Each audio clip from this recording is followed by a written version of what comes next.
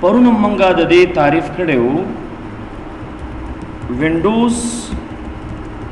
is a system software. Windows چې دی دا یو سیستم سافټویر دی او سیستم سافټویر هغه سافټویر ته وایي چې زمونږ دا سیستم راته چلایي بغیر د دې نه سیستم یا زمونږ کمپیوټر کار نه کوي داسې هم تعریفولی شو Windows 10 is an operating system. Windows 10 چې دی دا یو operating system دی operating system د هغه پروګرامونو مجموعې ته وایي چې هغه د کمپیوټر دغه مختلفې برخې په کار راولي د مختلفو برخو هدایت په دې کې پروت دی یعنی operating system د پروګرامونو یو مجموعه ده Note: Microsoft developed Windows 10 as GUI base. Microsoft چې دی دغه Windows 10 مونږ ته جوړه کړې ده خو په کوم شکل باندې GUI شکل باندې GUI نه مطلب څه شی دی جی مطلب گرافیکل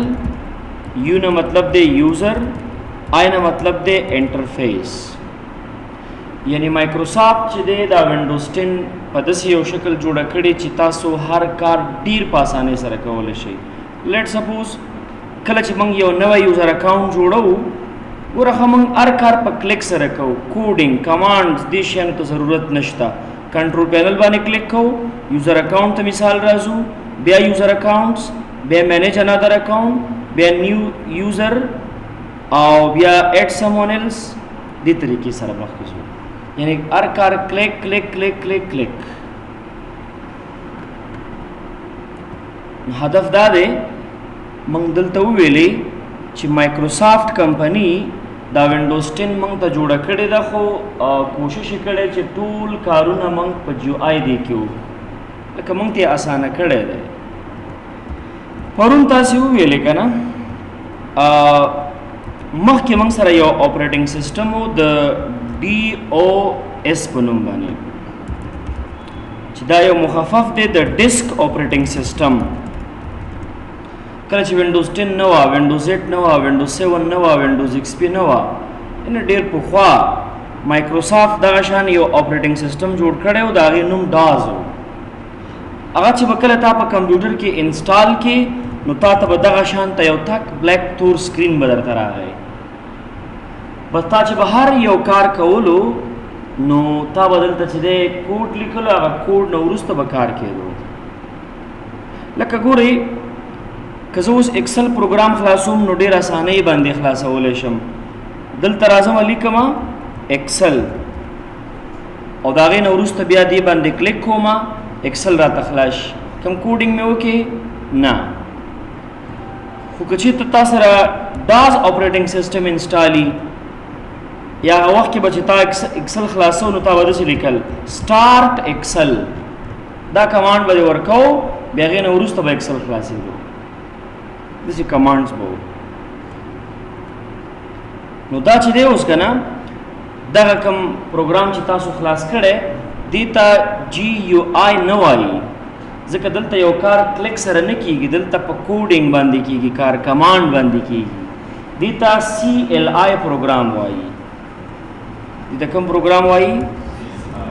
CLI نه هدف دی کمانډ لاین انټرفیس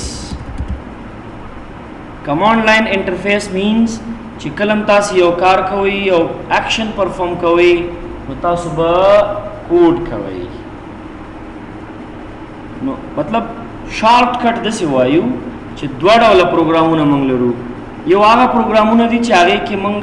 کار د کلیک په واسطه باندې کوو دې ته GUI پروګرامونه وایي یا ورته ګرافیکل یوزر انټرفیس پروګرامونه وایي او دویم CLI دی چې دې کې تاسو یو کار په کلیک نه کوئ په کوډینګ بیس باندې کوئ کمانډ لاین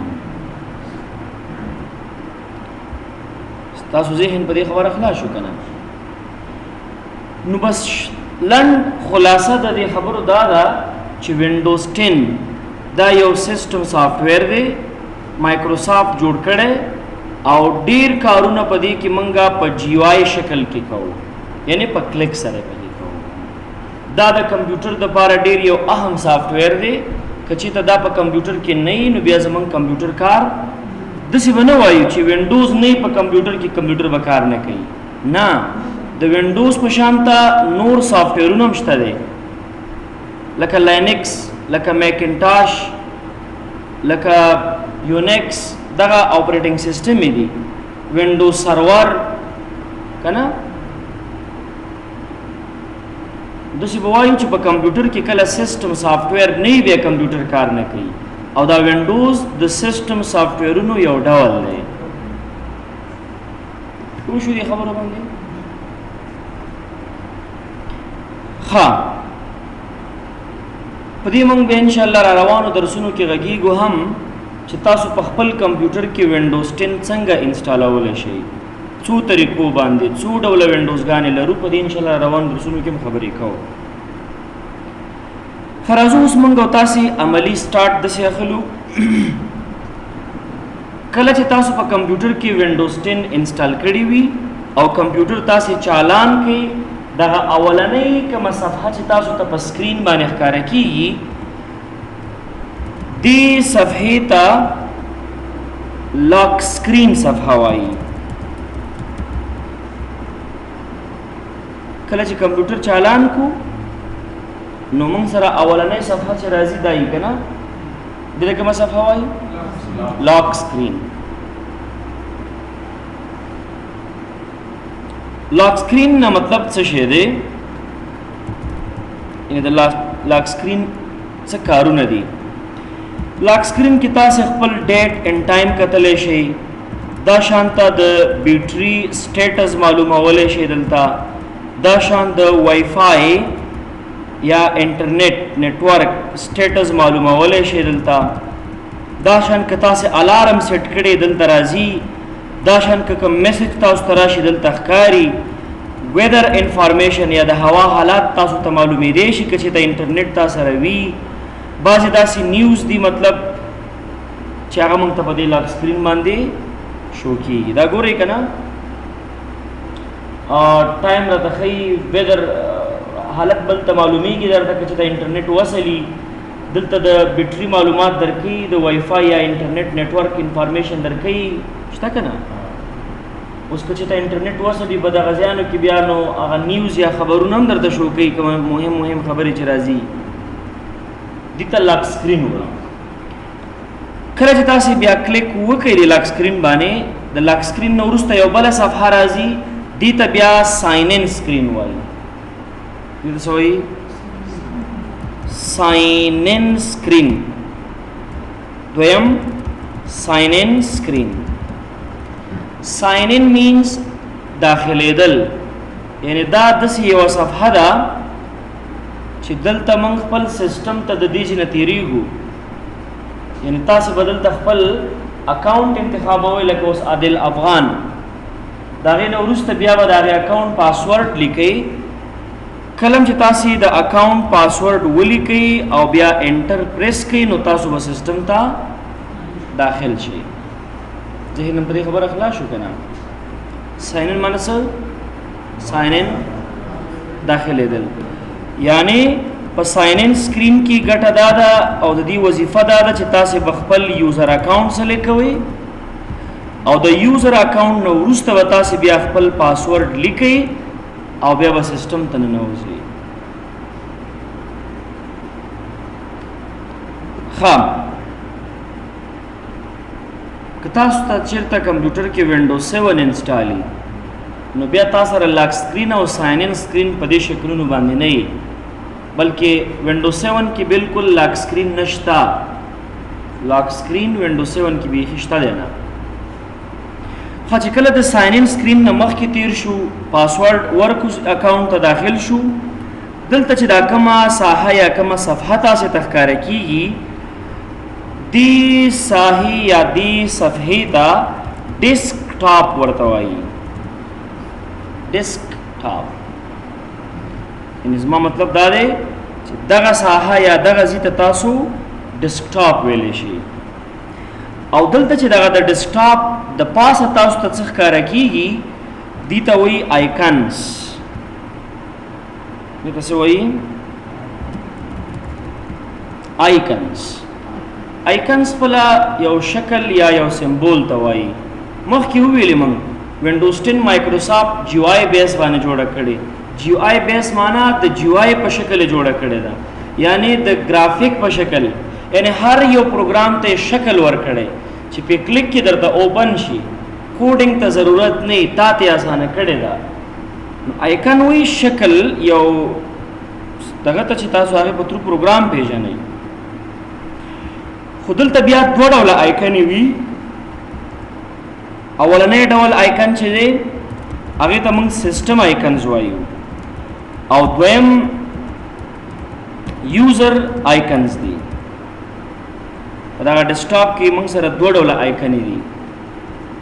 سیسټم آیکنې چې دي سیسټم آیکنې لکه کنټرول پینل، ریسیکل بین، نیټورک، دیس پی سی او ډاکومنټ. دغه پنځه آیکنې چې کومې دي دې ته موږ سیسټم آیکنز وایو. دې ته سیسټم آیکنز ځکه ویلی شي چې دا موږ سره مخکې نه په وینډوز کې پرته وي. کله چې موږ وینډوز انسټال کو دا د اول ځل دپاره اتومات ډول باندې راځي. دلته دا یو یې زه تشریح کوم دلته چې د دې هر آیکن مطلب څه دی. بل دغه نور کوم آیکنونه چې تاسو ته په ډیسکټاپ باندې ښکاري لکه اوس دا آیکنز دي دې ته یوزر آیکنز وایي. ولې؟ موږ چې کله یو سافټویر انسټال کړی د هغې آیکن په ډیسکټاپ باندې راغلی، یا مثال زه رائټ کلیک کوم یو فولډر دلته جوړوم، دا آیکن په ډیسکټاپ باندې یوزر جوړ کړی دی. یوزر ما ته وایي چې زه دا کمپیوټر استعمالوم که نه، نو دې ته یوزر آیکن تاسو ویلی شئ.